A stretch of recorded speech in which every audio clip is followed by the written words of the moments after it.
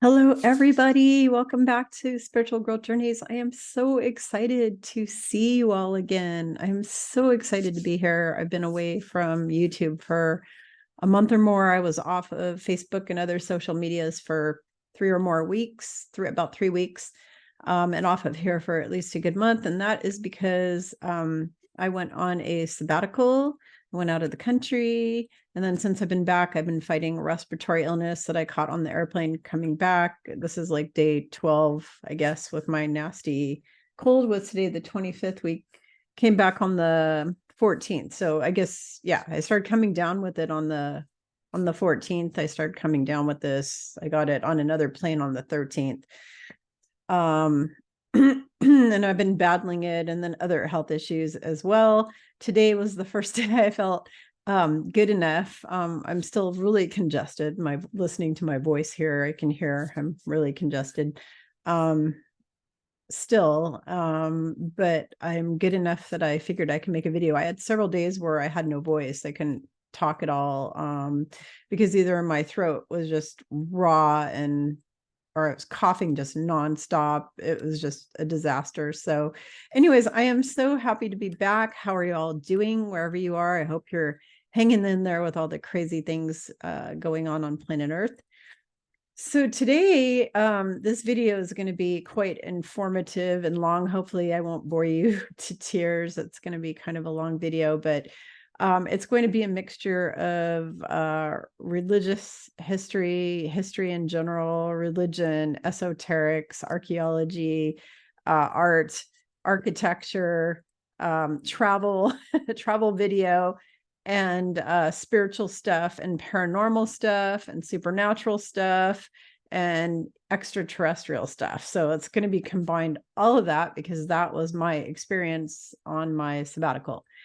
So just to explain to you what happened and why it happened, basically a year ago, I was told by these two that I needed to get my bottom down to the south of France, where I lived with a whole lot of beings, including Mary Magdalene.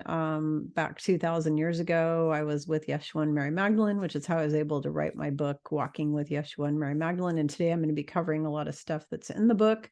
So if you don't have a copy, you should get one because you'll better understand what I'm talking about today. I'm going to be pulling a few things out of that book to talk about and show it to you in relevance to my experiencing it in southern France. And so I was told to go there a year ago to receive, I was told I had a divine appointment and I was going to get activations. I was going to be able to help clear the land and a lot of the stuff that's been done by the Vatican down in southern France. A lot of the stuff that was done just in a lot of wars down there, a lot of wars and a lot of things that went on.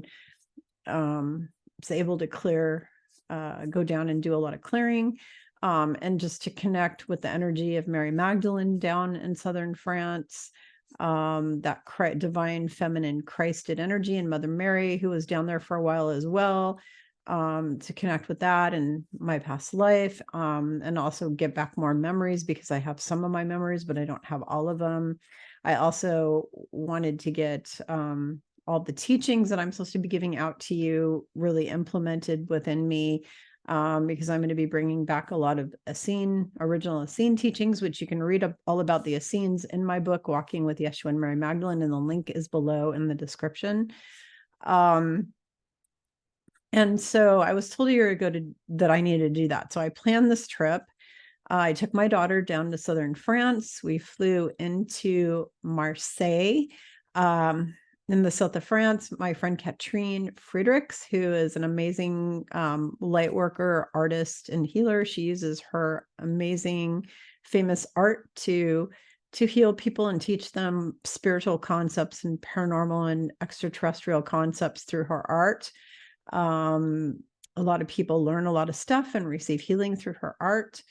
And she's just an amazing human being. She's a very kind woman with a big heart. And she welcomed my daughter and I into our home and took us to the beach for a few days. It took us 21 hours or more just to get down there. Actually, it was probably like 29 hours. I don't know. And then we lost 9 hours going across many time zones just to get down there, and we were exhausted. So Katrine took us to the beach for 3 days, and I'm going to start sharing some photos with you because I have so much to cover. So we had synchronicities on this trip. We had star portals with ships coming in on this trip, which I have photographs to prove all the stuff I'm going to be talking about. I've had the photos analyzed by experts who have confirmed that. And when I say experts, I'm talking about in our area, not experts that are like more sciencey and not awake. I'm talking about awake experts who are psychic and also also communicate with the ETs and are part of the who were part of the SSP, that kind of thing. One of those was Ileana, the Star Traveler. She talked about my portals in 2 of her videos on her channel. I'll put a link to her channel down below. And she analyzed and proved that what I'm going to tell you is the real deal. It's up to you if you want to believe us or not, but it's the real deal. I witnessed star portals. I saw ships. I took pictures. You can kind of see some of the light ships in the pictures. You have to be really psychic to have seen them in person. But I got portals. We had ghosty spirit experiences. We were visited. My daughter was visited by the spirit of her grandma in one of the cathedrals. Just all kinds of incredible synchronicities of numbers showing up all day, every day. I took hundreds of pictures on my phone of numbers.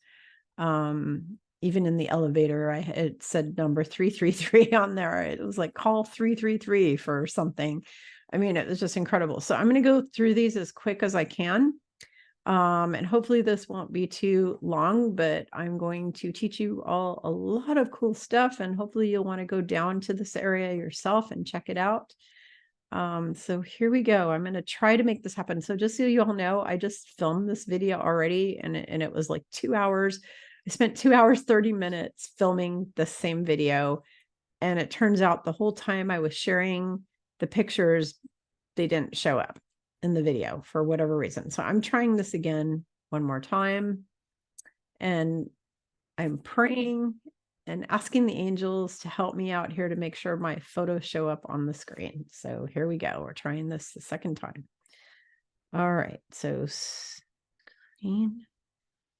screen share.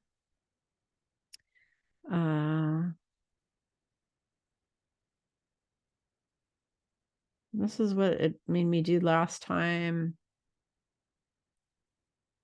Let's see. Oh, I did advanced portion of screen. There we go.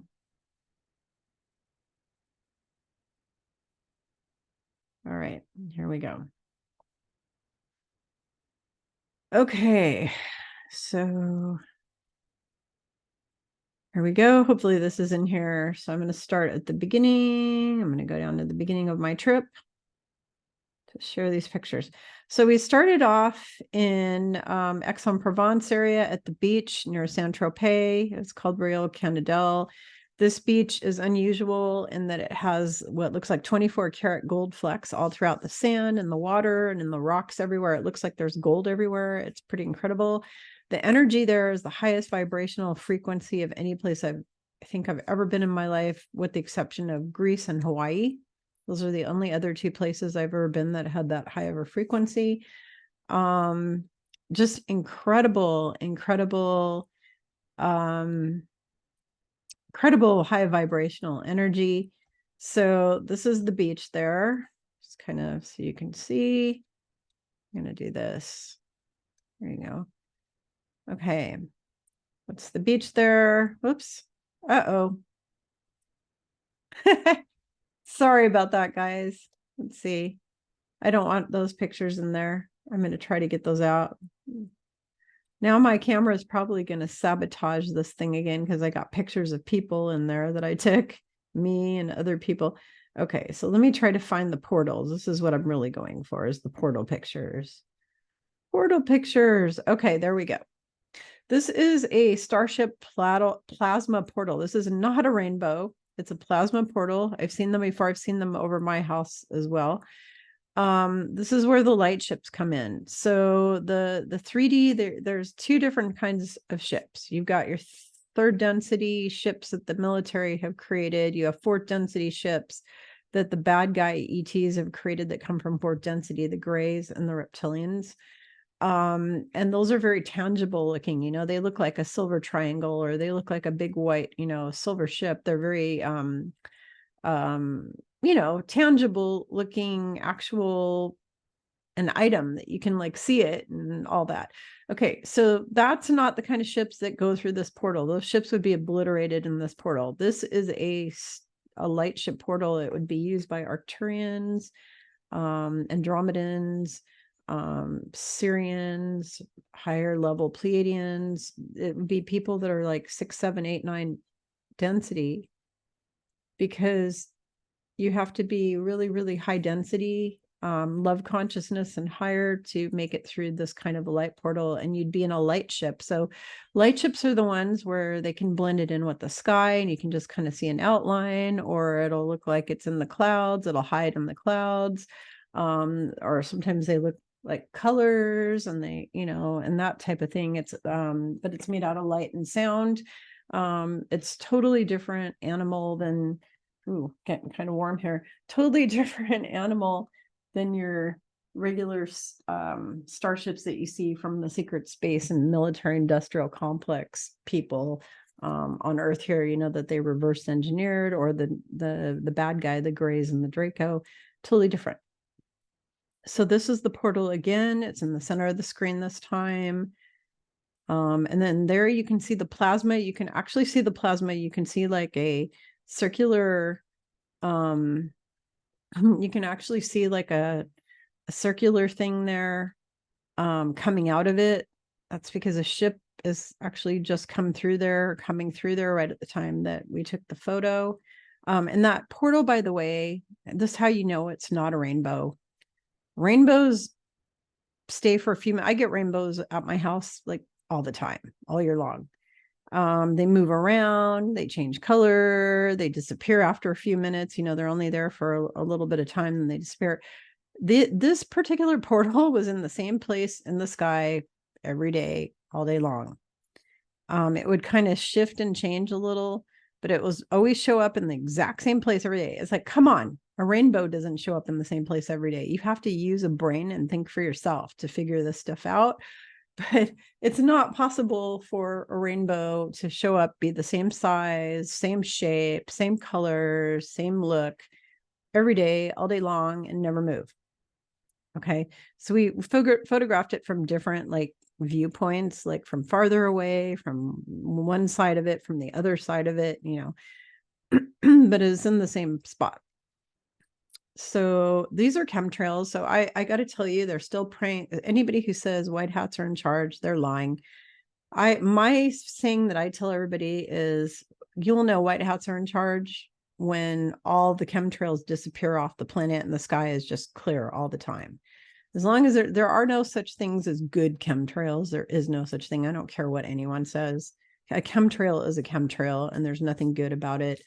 They were spraying them like crazy in southern France. They're trying to block you probably from seeing the ET ships, because they probably know that there's light ships coming in there and they're trying to keep people from seeing them. Or they're also trying to poison everyone, of course, shrink the population. I mean, there's a million of reasons they use these things. Weather, climate control, 15 million reasons for them. You can see the beach here.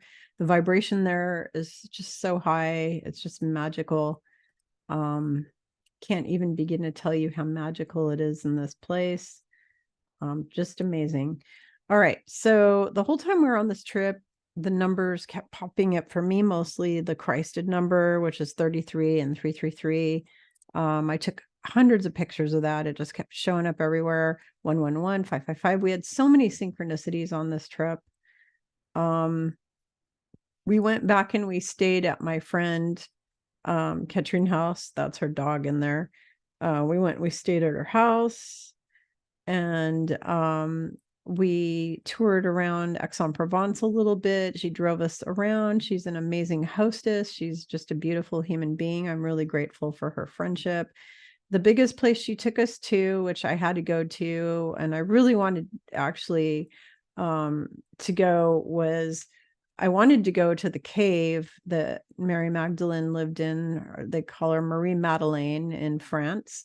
I wanted to go to the cave she lived in Saint Baume up on the mountain, but you have to hike 45 minutes up there. And I didn't have anyone to go with me. And it was like 100 degrees out, heat wave. They were having a heat wave that was coming up from the Sahara Desert in Africa. They were getting hit with some kind of weather thing. And it was like 100 degrees there in September of all times. 100 degrees, 100% humidity. It was just nasty hot. And I wouldn't have wanted to hike up a mountain all by myself in the heat. They probably would have found my body. So because I didn't have anyone that was able to go with me to do that. So what we did is we went to Saint Baume, which was the village where Marie Madeleine lived in that area. And we went to the basilica that was built by the Knight Templars in honor of Mary Magdalene. And so this is what the front of it looks like. It's very ancient. It was built in like the 1100s or prior, possibly. I think actually they started originally building it like 700s or something, and it was completed in like 1100s. Whoops, my feet on the beach. This is the basilica. And that's the front of it. Oh, that's me and my daughter. Sorry.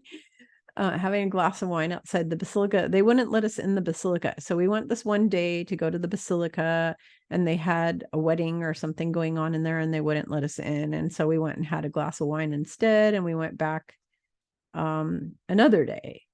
So let me get back up to okay. So here's the picture of the basilica. So we got inside the basilica, and honestly, I was thinking I would feel her energy there because they supposedly had her crypt there with relics of hers that belonged to her, and her skull. They claimed to have her skull there.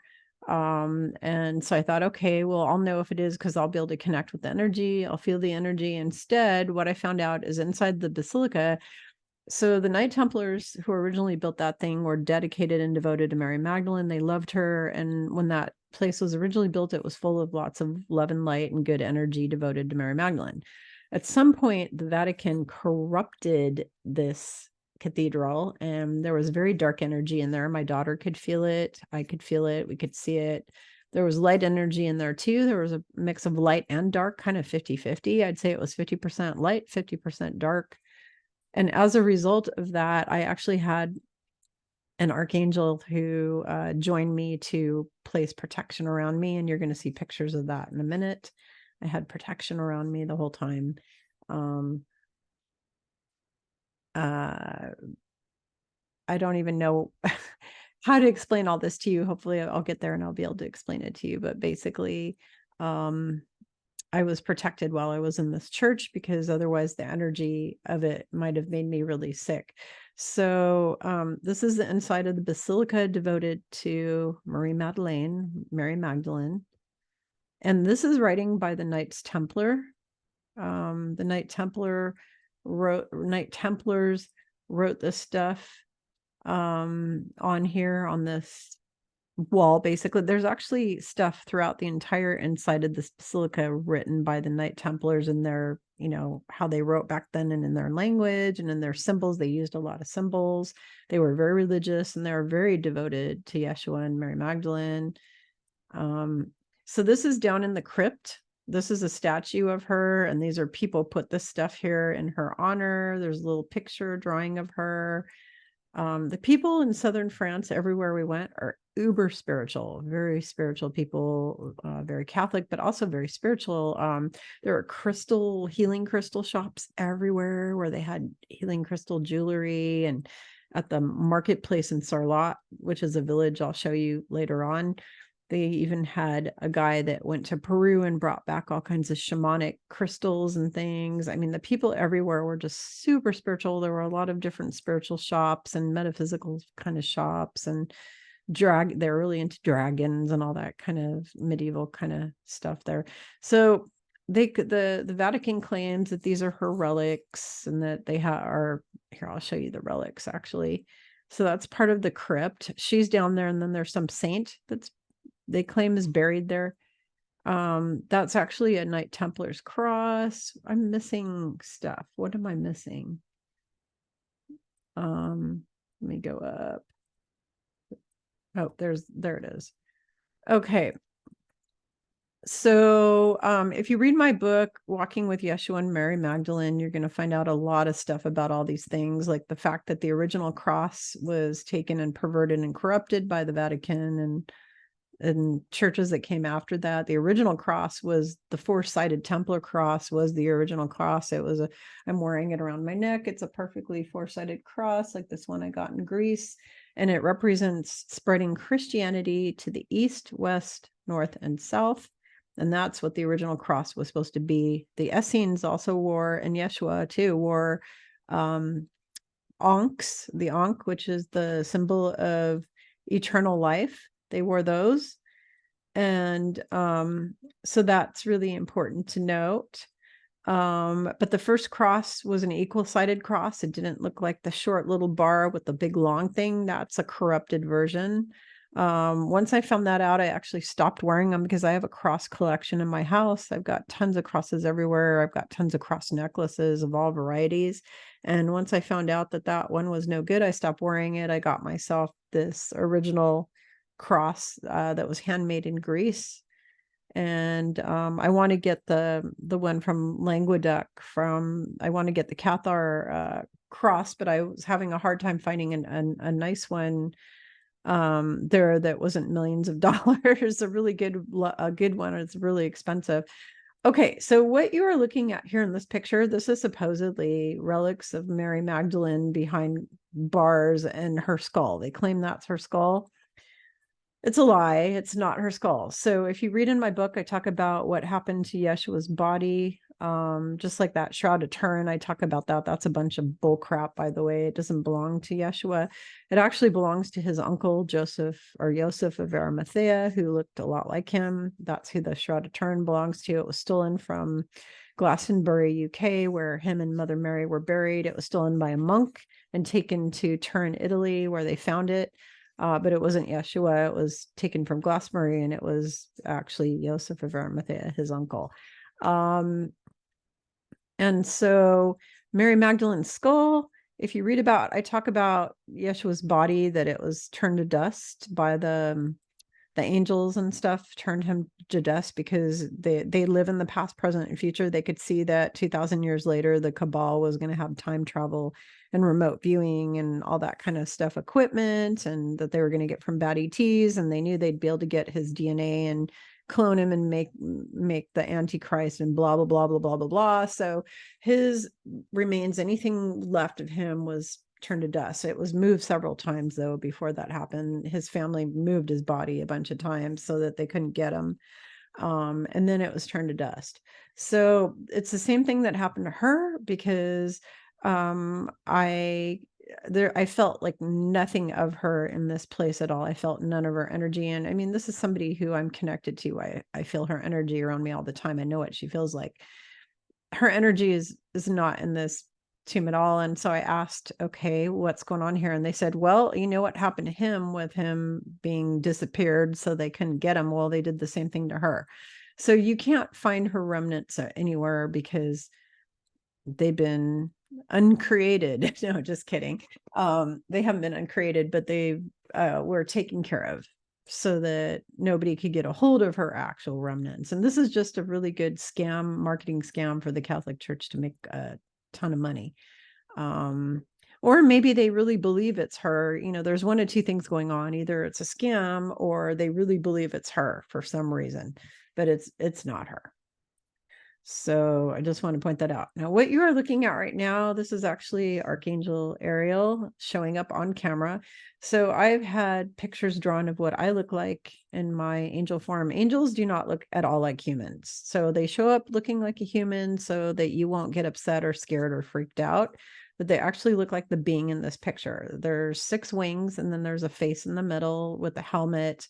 We wear these helmets with this metal. The picture of me, you'll see a better picture in a minute here, but the picture drawn of me by a famous artist who draws what your soul looks like, using AI or CGI stuff on the computer. I look like literally just like this thing. And this thing, I can't call it a thing, it's Archangel Ariel. And I'm in the picture, I'm actually down in the right corner there, lighting a candle for Mary Magdalene, and I'm surrounded by an energy bubble. So I was told, it was confirmed. I kind of knew it, but it was confirmed by my friend Sarah, who's an amazing psychic medium, that I was being highly protected in this place because of the negative energy there. Dark magic, a lot of dark magic in there. So as a result of that, and that church, just so you know, was desecrated later on by the Vatican with the dark magic, because the Templars did not do that. They created a beautiful sanctuary in honor of Miriam. So this being is an archangel. It's got 6 wings. I also have, I'm a Elohim angel, just like Victoria Reynolds. When we're not in our bodies, we're Elohim. We have 6 wings. This is what we look like. We wear these like almost like helmet kind of things on our head for protection, for traveling around the universe. And the bubbles you're seeing are basically almost like a Merkaba kind of thing. It's similar to the Merkaba. It's basically how we get around the universe when we're in angel form. And this angel was protecting me the whole time I was in this church. So let's see if I can go back and find pictures. There's a better one. Okay, so in the center there, the green thing, if you really close up, so the face is in there somewhere. There, it's wearing a protective helmet to protect. It's like almost like a hat, almost. It's like a big cone-shaped kind of hat that the archangels and the angels, the high-level angels wear. And I'm inside the bubble there in the picture again. And that picture was taken of me by my friend Katrine. Those pictures, all of them. I took this one, and that energy isn't the archangel. What you're seeing is the clearing energy going across. There's like a ray of energy it was like almost like a laser that we were sending through the church. We cleared that whole church. If you were to personally go into that church now, the negative energy that was in there is no longer existing anymore. And the reason why is because everywhere I go, my 6 angels and sometimes archangels that pop in clear everything. So every building, every city, every town, every village, every church, everywhere I go gets a clearing.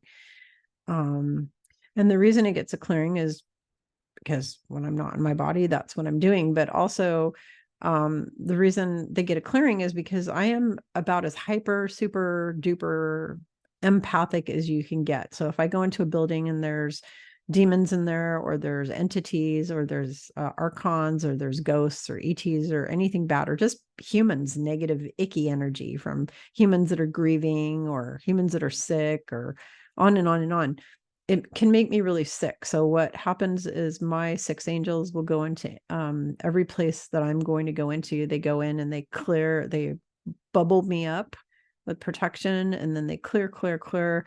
So whatever place I go, if I came to visit you in your house would be cleared. My angels would clear it. So this is clearing energy actually showing up in this picture that I took, because there's actually tons of pictures I took on this French trip that you can see the clearing energy field in the photo. It shows up.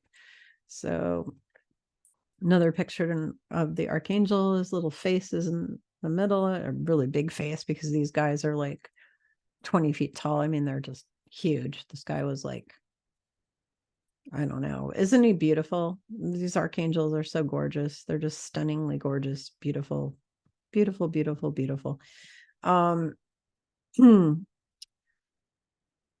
More clearing energy. Okay, there's the angel like right next to me, and then the bubble around me, that's my daughter. There's the bubble. The bubble is all the way around me. You can see the bubble around me. It's just like, it's crazy. I mean, protection bubble that just showed up on the film. Other parts of the church, this is a really beautiful, that's more Templar writing actually right there. This is a gorgeous photo of statue of Mary. I'm going to go up and find the other statue I really loved. This statue had beautiful energy. So the statues in this place all had beautiful energy, except for one. There was one statue in that whole building that had terrible energy. My friend Katrine's down in the white there in the corner. But that is a gorgeous statue of Yeshua, and the energy of that statue was just absolutely lovely. It was beautiful, beautiful energy. My daughter had a spiritual experience in the church, where she went to light a candle at this shrine thing for her grandma, and her grandma passed away from COVID at the beginning of it, at the end of 2019, December, I believe, right after Christmas. She got it and she died. And my daughter has been really emotionally missing her grandma since. She's had a hard time with it. And so she had a spiritual experience here that she'd never had in her entire life. She had never had like a family member like show up. And so her grandma actually showed up. She was lighting a candle for her grandma, and her grandma showed up, put her hand on her shoulder, and told her, "Not the red one. Do not light the red one."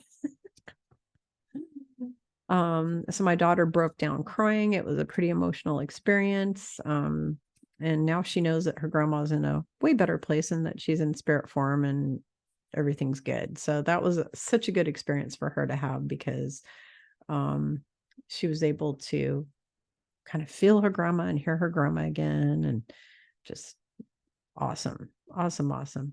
This is in the center square there in the town of where Mary Magdalene lived, in that area.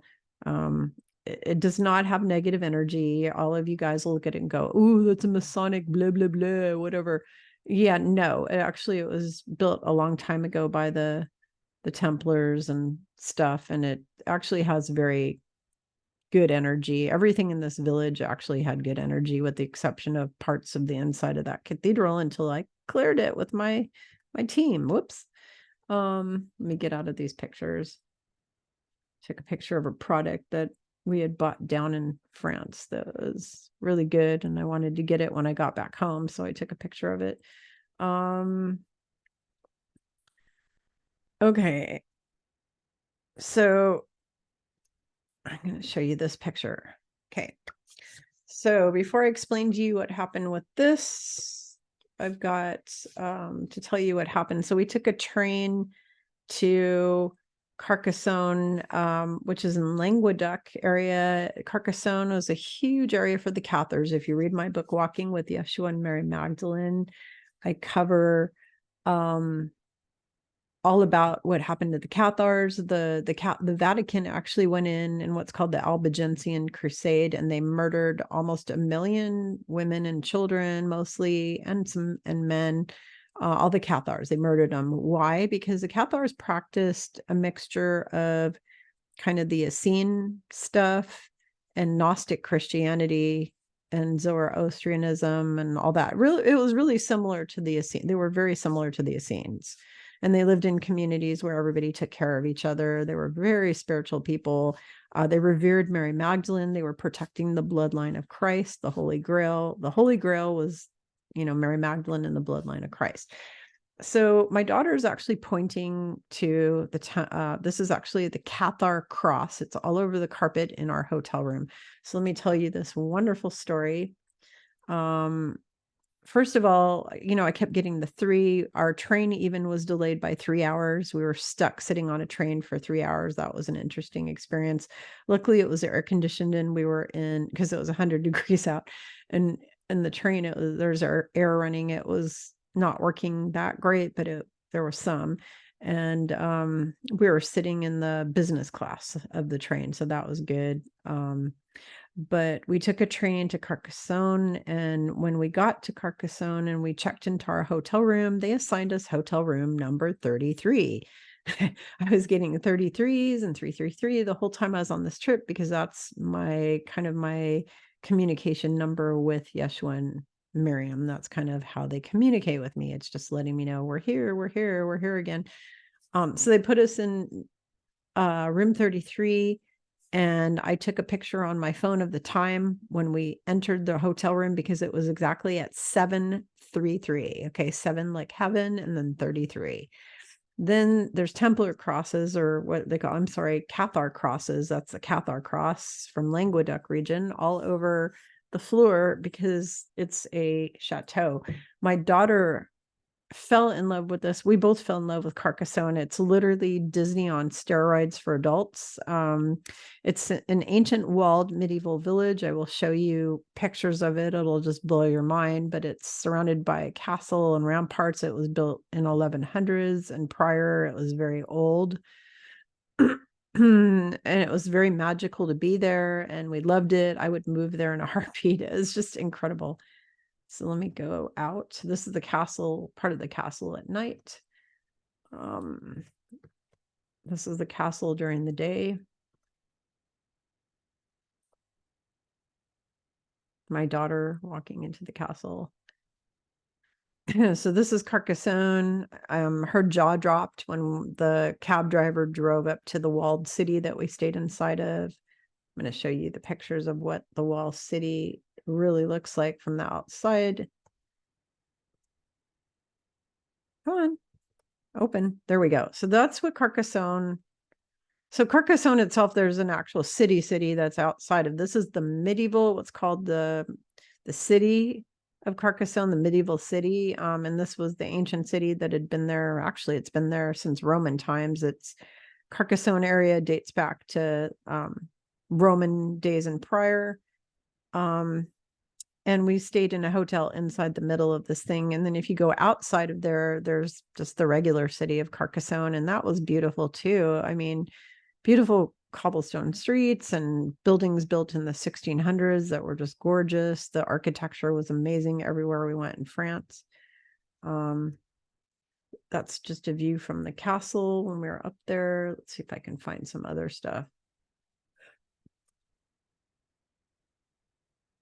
More castle pictures. There's my daughter. It was called Les Donjons. We actually stayed at the Hotel Les Donjons. I highly recommend that hotel. It used to be a chateau belonging to some lord or duke or something. The reason it was called Les Donjons is because the hotel we stayed at is literally on the other side of that thing. These are the ramparts. It was basically created to protect the Cathars and the people of Carcassonne from invading forces from Britain and Vikings and different peoples like that. Daughter looking out the window. That's the view from the top of the castle of the city of Carcassonne. And you can see the buildings. There's some newer modern ones, but then when you go around the downtown where the shops are, those are all old buildings from 1600s. They're beautiful. That's the Barbican. Another building, another view. There's statues that are inside this castle that are from the 1100s and that kind of thing. This is was over the grave of a Knight Templar. Knight Templar was actually, that's what he looked like. That was modeled after him in his uniform, and he was buried underneath that. They took it out of the cemetery there or whatever, the burial there. They dug up a lot of stuff. There's a lot of incredible things inside this castle. That's inside the castle. That was like the chapel inside the castle. This was taken inside the chapel too. These are frescoes that were painted 15, or let me think about this. Yeah, some of these were painted in like 700 or something AD. So yeah, these are like way more than 1,000 years old, like really old. Just all stuff. There's a cathedral. So the Cabal has really destroyed the architecture over the last 200 years. Up until the early 1900s, the architecture all over the world was just gorgeous, absolutely gorgeous. And these kind of cathedrals would take like 40 years to 100 years to build. And, you know, that's how it was back then. It would take 40 years to build the building, and they built them. Put it this way, you cannot rebuild. They don't have any of the information. They didn't keep the information on how to build these places. So nobody would ever be able to rebuild any of these kind of places nowadays because they just don't know how. The Barbican. Oops, there's my number. So that was on my phone. I kept taking pictures because I kept getting it. I have hundreds of those pictures every day. I mean, it's ridiculous. My daughter wanted to light another candle for her grandma, so she did it inside that cathedral too. She was lighting a candle inside of that cathedral. I really love this picture of Yeshua. The only problem is the eye color is wrong and it's a little too feminine. I mean, it's a beautiful picture, but he doesn't look like that. He looks more like the one that's behind me here. The one that's behind me, that's exactly what he looks like when I see him, and everybody else I know has seen him. Okay, so this is what I want to talk to you about. This is the difference between Carcassonne and some of these other places. So all of the stained glass in these cathedrals, I didn't show it to you on the one in the Basilica for Mary Magdalene, but all of the stained glass in all of these cathedrals was built by the Templars, and it has all kinds of codes and symbols, and it's sacred geometry, and it's really beautiful sacred geometry. Like, it's really good. It's not bad, it's good.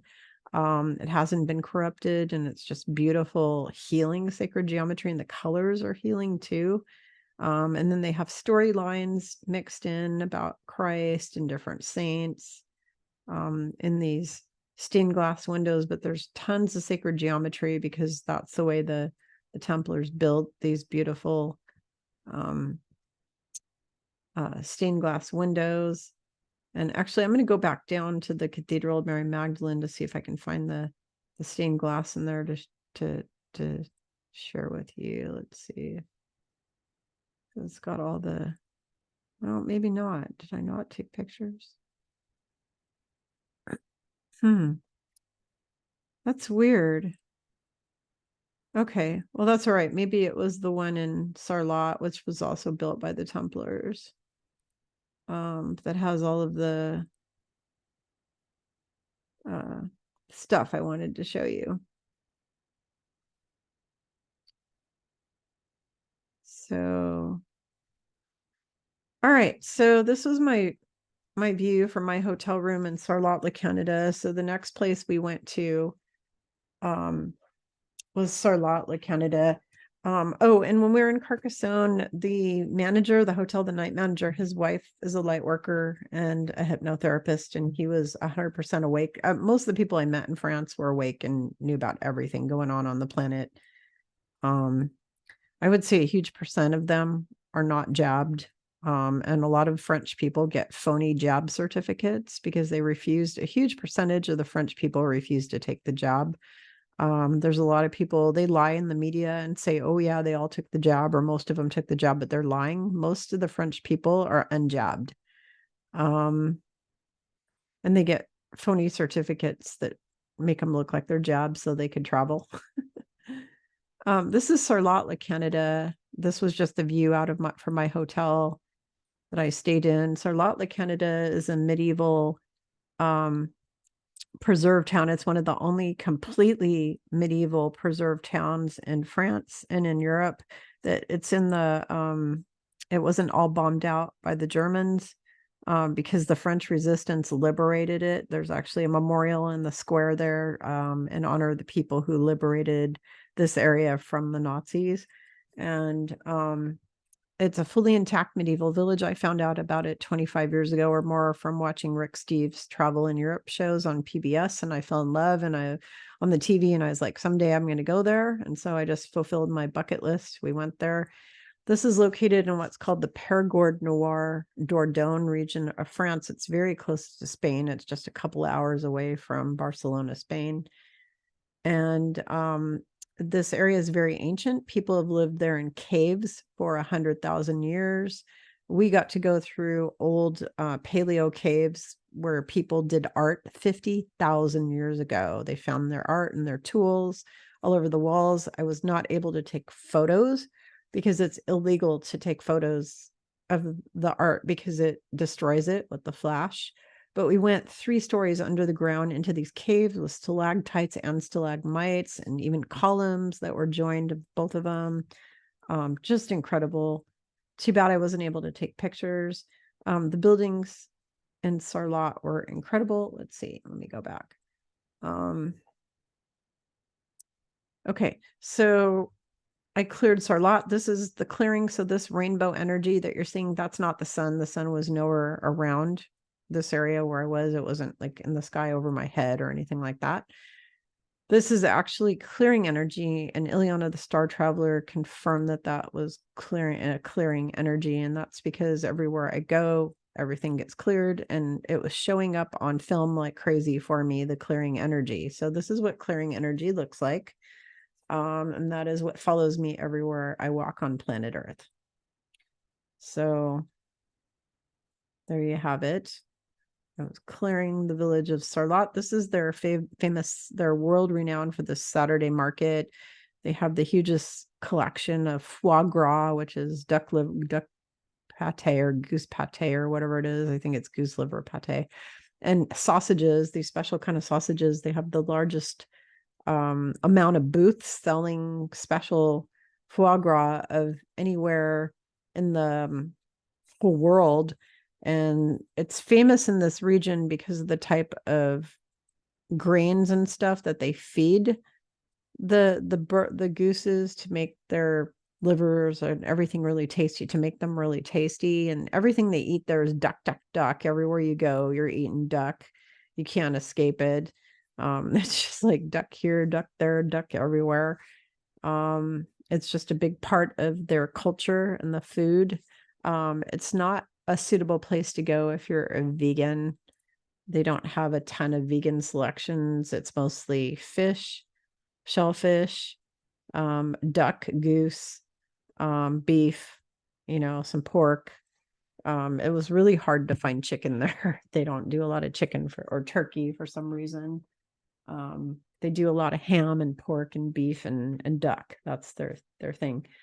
But the Saturday market's very famous. It was crowded with thousands of people from all over southern France that poured in there, and also tourists from other places. But it was mostly, we were really fortunate when we were in this part of France. There were hardly any tourists there at all. It was mostly just all French people everywhere, which was awesome. Because all the kids were back in school and it wasn't tourist season. If you're going to go to Europe, I recommend you go. And this is coming from I used to be a travel agent, and a travel blogger. The best time to go to Europe is the springtime, April, May, maybe into the first week of June. After that, it gets too hot. July and August are like 100 degrees and no air conditioning anywhere.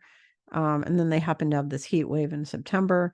And then the next best time to go is going to be usually September. This was just an odd heat wave, but usually September is a great time of year. September, early October. When we went to Greece, we went the last week of September, first week of October, and the weather was still extremely hot. It was very hot in Greece. It was 90 degrees and very humid and very hot in Greece.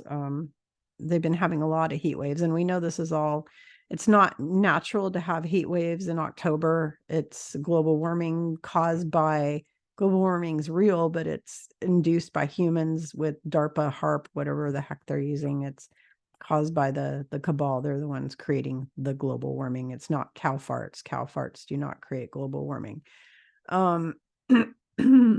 These are just more pictures of the village. It's extremely beautiful. Or the market place, all the medieval old buildings. You can see them up close and personal. It's one of the most beautiful cities or towns I've ever visited in my entire life. That and the last one I just showed you, Carcassonne, I think are these two places are the most beautiful. And then the other villages that we explored, most beautiful places I've ever been in my life as far as buildings go. So let's see, what do I want to talk to you about? So this is a village of Dome. It's up on a hillside. It was built for defensive purposes. They built a lot of these towns up on high hills for defensive purposes, to defend themselves against, Vikings and British and that kind of thing. This is the village of Dome, Domme. Some of the history says that the Knight Templars were held prisoner there, but then the local French people say that's not true. However, they said the Templars did live there, and they were there, they were hanging out in that area, but they just weren't held prisoner there. They were held prisoner in other places, supposedly in that region. They were in that region, just not held prisoner in this village. But this village is very ancient, very famous, very picturesque village on the top of a mountain. It's quite incredible. Oops, that's back to Sarlat again. Let me go up. We went to some of these villages on the Dordogne River that are really amazing. It's kind of cool. People live up in caves in those days. There's caves all along the Dordogne River here, hundreds and hundreds and hundreds of caves. Troglodytes lived there. There's caves all throughout the Dordogne Valley, just thousands of them, and they were all lived in going all the way back 100,000 plus years ago by humans. They have all kinds of evidence and bones and tools and all kinds of stuff. But this is the Dordogne River. It's very famous. It's actually the cleanest river in all of France. It's so clean you can actually drink the water right out of the river and you won't die. It's very clean. It's literally the cleanest one. People swim in it. So some of the cliffs look like there. It's the village built into the side of the cliff. You can see where people were living up. They had turned the cliffs into fortresses, during medieval and dark ages. It's really incredible. Let's see if I can find the other. Need to find the other portal picture to show y'all. This famous portal picture where the starships come through. I got another portal here. Portal, where are you? Looking for the portal. I know there's a portal. Let's see, I think it's here. Is it here? Somewhere in one of these sun pictures. And I sent it off to Ileana the Star Traveler. Oh, this is called Bayac. This is Castle Chateau Bayac. It's a castle. And this village, there's only a few people that live in the village. It's been abandoned, but that's an ancient village. And then there's some shops in the village. That's our tour guide. And he dropped us we toured around the castle, and then he dropped us at the top, and we had to walk down really steep cobblestone streets all the way down to the bottom of the mountain. One of the people in our group slipped and fell. It's kind of scary. It's one of the castles. Bayac. It's all Bayac. You can see some of the cobblestone roads in a minute here. That's all the castle. Okay, so this is another clearing energy. This is clearing energy that showed up. And no, this isn't from the sun. That's actually angelic energy with the multiple. When you see all these different circles and stuff, that's an angel showing up and clearing, helping me clear. I love this picture. It's one of my favorite. Somewhere, there we go. The portal. Yeah, it's the portal picture. Okay, so I sent this to Ileana the Star Traveler. She actually ran this through her scanner. She's got 2 videos out all about my portals because she ran them through her scanner, and it printed out what the energy actually looks like. And the fractals are beautiful and amazing and incredible. This is a starship portal again that the starships are going in and out of. There's a bunch of them down in southern France, apparently. Actually, let me see. How many starship portals are in southern France? So I guess it's just the 2. So there's this one, and then the one down towards Aix-en-Provence, Saint-Tropez area. So there's 2 starship portals. We happen to photograph both of them. So I feel very honored that I got to actually get the thing to show up in the photos. It just blows my mind. I wish I could blow this up for you on my screen so you could really see it. I think Ileana might have done that on her video. I'm not able to do that here for different reasons. Trying to think what else I want to share with you all. There's so much stuff to talk about. Okay, this is about World War II. So it's for the heroes and the martyrs that liberated the arrondissement of Sarlat, 1940. So the right wall are the victims of the barbaric Nazis, it says, of the barbaric Nazis. Those are all the people murdered by the Nazis just in that one village, just hundreds of people. And then on the left are the martyrs and the combat soldiers of the resistance. So those are all the soldiers that were part of the French resistance that fought against the Nazis and booted their ass out of France, along with the Allied forces, Americans. So it's just such a beautiful place. This is just a gorgeous park, in honor of those people that gave their lives to keep France free from Nazi control. Just amazing. I'm a history buff, just so you know. Anybody who doesn't know me, who follows me, you might as well know that I am obsessed with history and archaeology and art and architecture. Those are my 4 subjects. So I love to travel the world. I'm also a big foodie. And I pigged out so much. I am shocked I didn't put on tons of weight. I think the only reason I didn't put on tons of weight is because we sweated so much while we were there. It was so hot.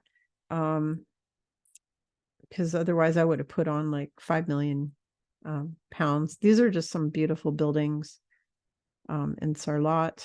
I'm just in love with this place. My daughter and I want to move there. We would move there in a heartbeat if we could move to Sarlat or in that area. It's just a gorgeous, amazing, one of the most beautiful places I've ever seen. And the people are so kind everywhere you go in France, at least to me. I've been there twice, and everywhere I go, the people are warm and lovely and kind and helpful. Never had anybody be rude to us or mean to us or anything. That sun energy on this picture is just beautiful. You can see like rainbow energy to the right there. That's just the energy coming off the sun. It's just absolutely gorgeous. So now I'm going to tell you about some more paranormal supernatural experiences. So how this experience starts off is, here's my daughter. This is called the Lantern of the Dead, and it's adjacent to the cathedral in Sarlat and by the cemetery there. And what they believed is they'd hoist a lantern up to the top, and they believed that it would ferry the dead over to heaven. I went into the center of it because the acoustics were amazing, and I sang a song that they would sing in the cathedrals during the Dark Ages and medieval ages. It's what do you call it? Frequency, solfeggio frequency. And I sang it in there. And my daughter freaked out and she said, "You're going to make the dead angry with you." And she made me stop singing and dragged me out of there. She was really upset with me, but apparently the singing was good because it got the attention of what is called the famous White Lady. So this is actually, this piece of grass you're looking at down below is a cemetery. There are graves, people are buried, and then down below that are catacombs. And so let me get to show you this door. So this is one of the most supernatural things that happened on our trip. Okay, so the cemetery is up on the top of the left wall. You see like ivy on the wall. Well, behind that is that cemetery, the grass. And then there's a little door, a little reddish brown door that's down below. That's the door to the catacombs. So this was right after I was singing in the Lantern Tower. I obviously unearthed something. So what I unearthed was, we took my daughter. I don't have these pictures. My daughter has them. She didn't send them to me, but my daughter took several pictures of the door because she's very psychic and she felt this weird energy by the door. She's like, "Mom, there's something about the door. I got to go by the door. Something's going on with this door." So she takes pictures, and in some of the pictures it showed up a white mist in the shape of a human. We found out that in that area, in that region, is a story of what's called the White Lady. People see her all the time, usually at night, but once in a while during the day. It actually comes from an old Norse elfin, it's an elfin legend, and she's supposedly like a fairy, like an elfin Norse fairy spirit who guards cemeteries. She guards portals, doorways, and bridges and cemeteries. And she will also show up when people need healing. She will show up when people need healing. So you're going to love this story. So the day we went walking around this area, my daughter was feeling really sick. She had a bad allergic reaction to something. I'm not going to go into it, but she had a bad allergic reaction. She was very sick. She swelled up really bad. She has an autoimmune disorder. It really affected that, and she was very sick. After we took the photo of the white lady, which we saw it in the photo right away, right after we took it, we saw it show up. All of her health issues completely vanished, and she felt amazing. And that was the second time she had a miraculous healing on this vacation, because when we were staying with my friend Katrine, she was very, very sick and in bed, and she might not have been able to get out of bed for a day or two with what was going on. And I asked her if I could do an energy healing on her, and she said yes. And I spent about an hour doing energy healing on her. And she not only was completely healed of what was going on, but she had boatloads of energy, and she was like all hyper after that. Well, guess what? Guess whose energy she took?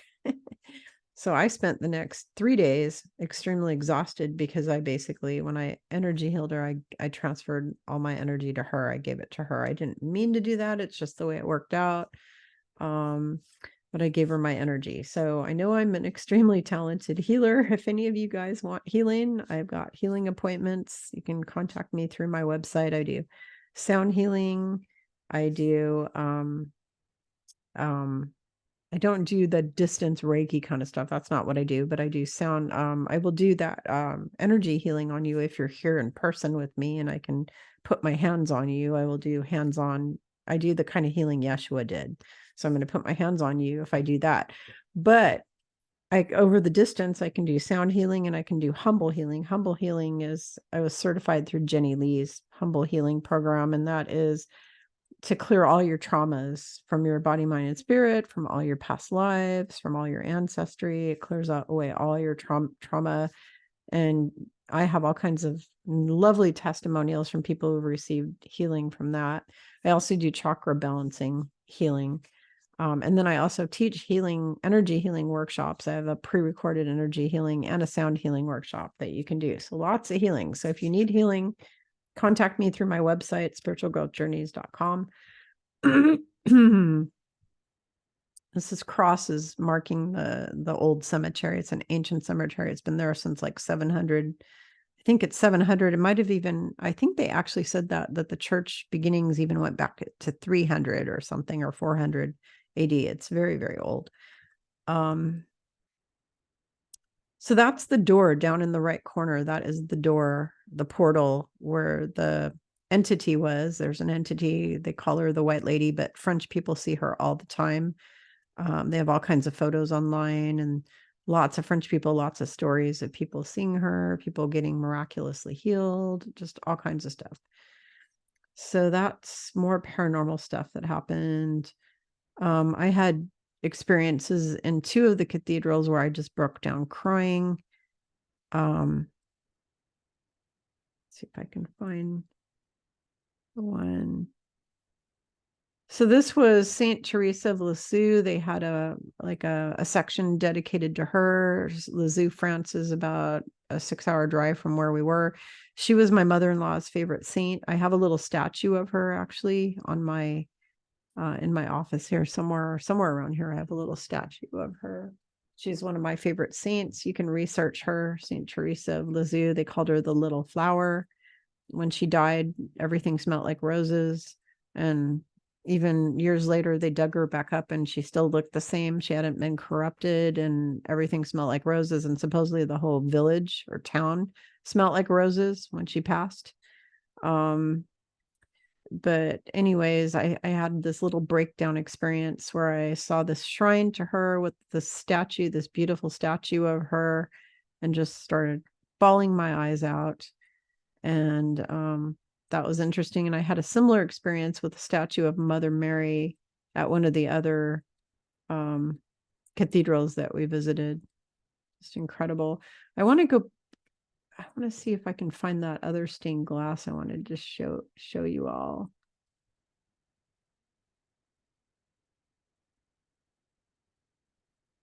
Before I tell you about the peacocks, I'll tell you about the peacocks in the restaurant with the night. Let's see if I can find the stained glass. Where is that stained glass? It's in Carcassonne, I believe. Okay, here we go. There's some of it. Let's see. Yeah. So this has sacred geometry. Uh a lot of the stained glass in this cathedral is got sacred geometry. They even had Merkabahs. I don't know if I showed you all this earlier. That's another grave of a Knight Templar buried inside the cathedral. They bury a lot of people inside the floors of cathedrals in Europe and England and France and Italy. All have that. I was trying to find it. It had the Merkabahs and stuff. There's stained glass that's got Merkabahs, all kinds of. Oh, here we go. So this has got Merkabahs and all kinds of sacred geometry symbols that are really powerful and healing. Also the fleur-de-lis symbol, which represents Mary Magdalene, that's also very powerful and healing. And Ileana the Star Traveler created a bunch of fleur-de-lis artwork for healing that you can buy on her website. I bought one of them. It's on my computer saving screen or whatever you want to call it. Let me go back down again. What was I going to show you? There was one more thing I was going to show you and I forgot. Oh, I know what it was. It was the night. Okay, so let's talk about and this is another synchronicity, spiritual. We had just one spiritual synchronicity after another, and paranormal experiences like daily. This is a peacock, a male peacock. And this is at a chateau that we went to up on a hill and gardens. And there's this beautiful cafe outdoors overlooking this whole valley. And my daughter's like, Mom, I really want to sit down here. So we sat down and had ice cream. There's two peacocks sitting right next to the table. What's significant about that is my daughter happened to be wearing a skirt that looks like a peacock. It had all the colors of the peacock. It's my skirt, but I call it the peacock skirt because it literally looks like peacock feathers. And she was wearing that skirt. She sits down at a table next to a peacock. And to make matters crazier, we look at the center of the table. It has a number in the middle, and it happens to be her lucky number. And she didn't pick the table for the number. We didn't even know there was a number there. It was really small, but it was her lucky number. So there's that. So just lots of these supernatural paranormal experiences. This is supposed to be a Knight Templar. That's a Knight Templar armor. The old Knight armor from way back when. And that's at a restaurant. Very cool looking restaurant, but the sad thing is it's the worst food and worst service I've ever had. The food was terrible. The service was terrible.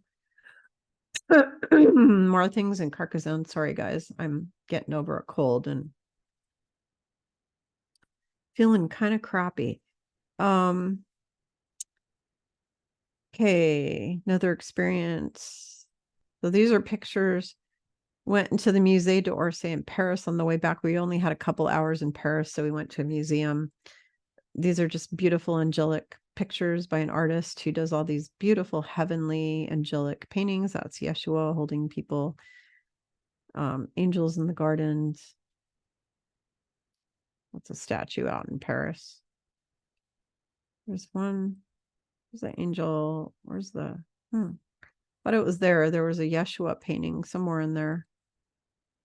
Oh, there it is.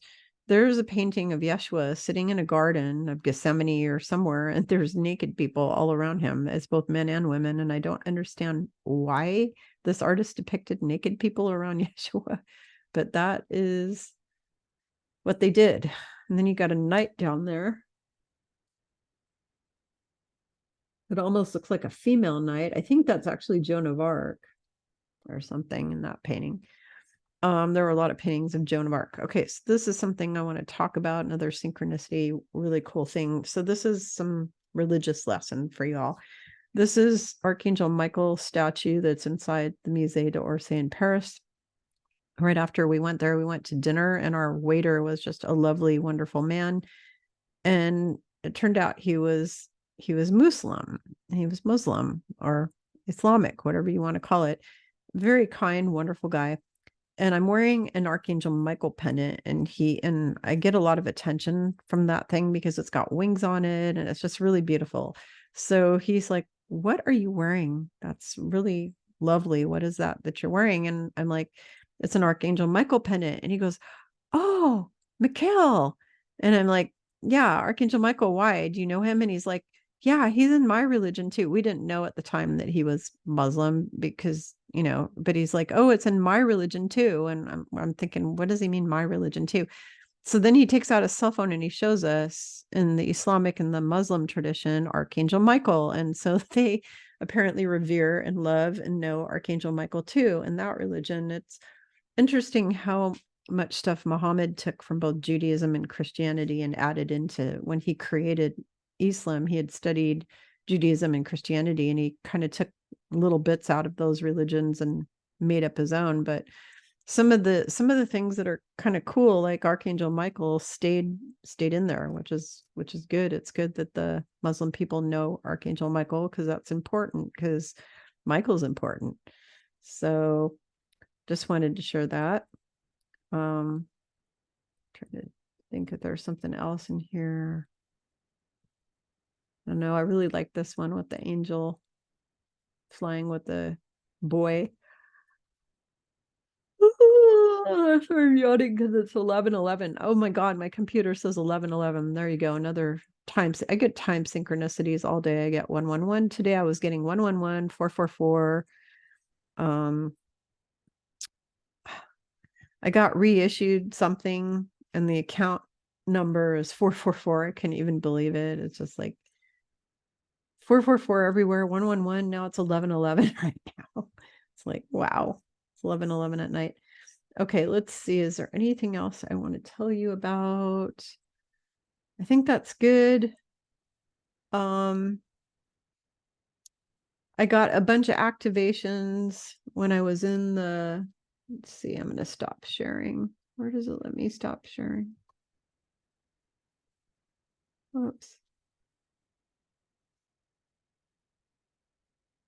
Here I am. I'm back. I'm back.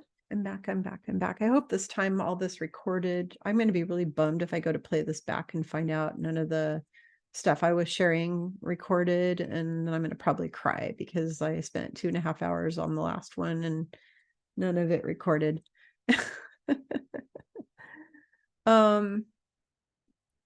So what I want to tell you about all this is, so I got activations and codes that are going to be coming out very slowly, so I don't get a brain explosion. I'm going to be getting them little bits at a time, but it went into my DNA when I was down in southern France.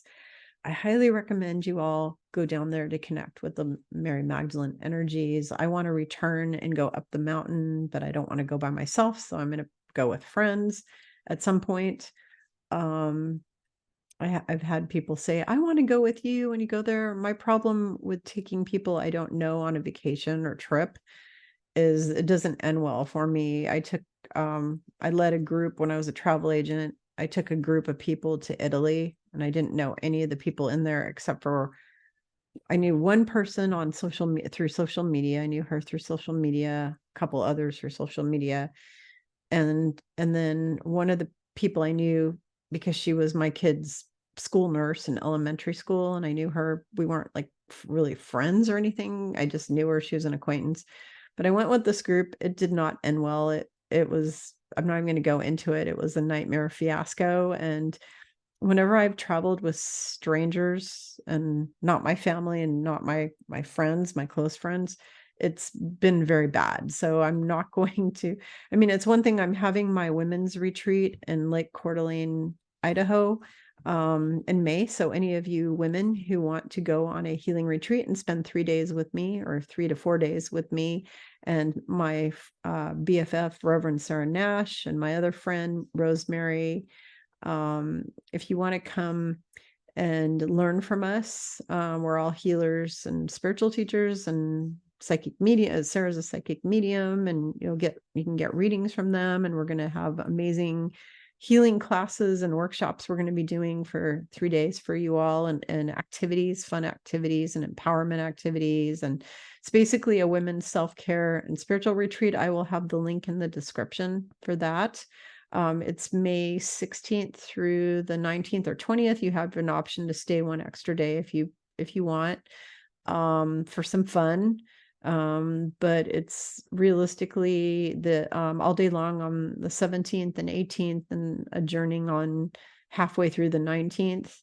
And if you sign up before the end of December, it's only $777, and that's a huge value. Every one of my friends that are doing these retreats right now are charging a minimum of $1,500 on up to $5,000, and we're charging 1/8 of what everybody else is charging. And the reason why is we want to, number one, fill our event, and number two, we want to make it affordable for anyone. I don't want it only available to rich and wealthy people. I want it available to just hardworking, normal people too. So we're making it affordable as we can. At that price, we're literally just barely covering our expenses and making a little bit of extra money.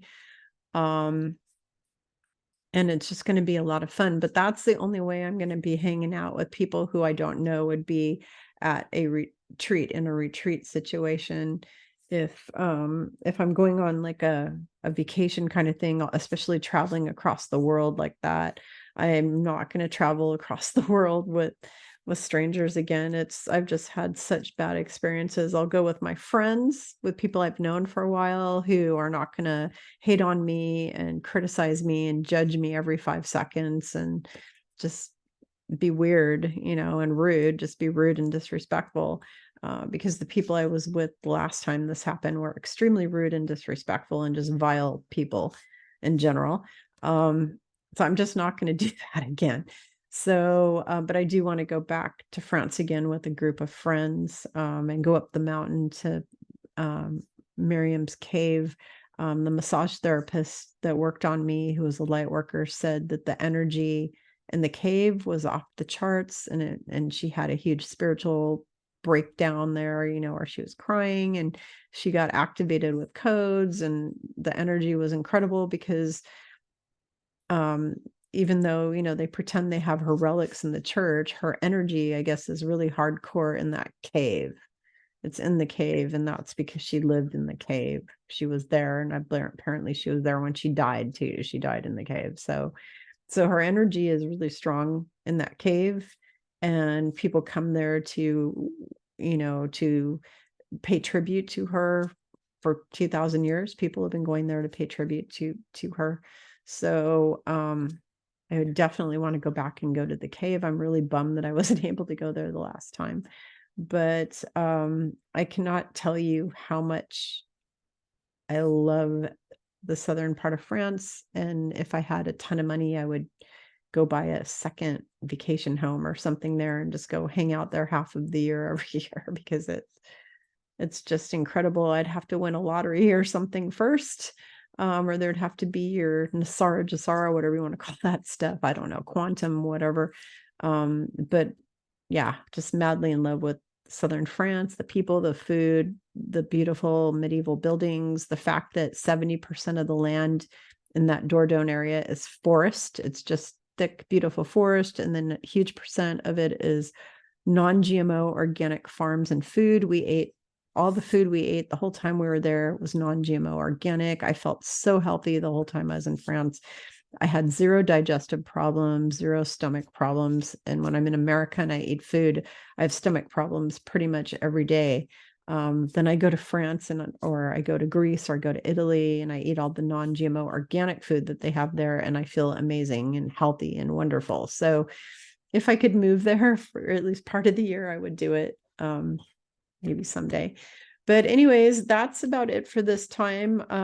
When I was there, I got a lot of downloads of future videos. I got a lot of information downloaded to me of teachings that I'm supposed to be giving you guys, and they will be unrolling one after another after another. You'll be getting teachings from me over the coming weeks. Next video is going to be all about spiritually related stress and awakening related stress. Because that was one of the first things they told me I needed to talk about all the people who are stressing out over what they should be doing to be spiritual, and people who are just waking up, who are really stressed out about, oh my God, my whole religion's a lie, and this is a lie, and that's a lie. And now they're all just like stressed out, and people are making themselves sick over all this stuff. So we're going to do a nice little video explaining what's going on with people out there with what I call spiritually induced stress and awakening induced stress, and what you can do to remedy that situation. Because of course I always give a solution. Got to have a solution.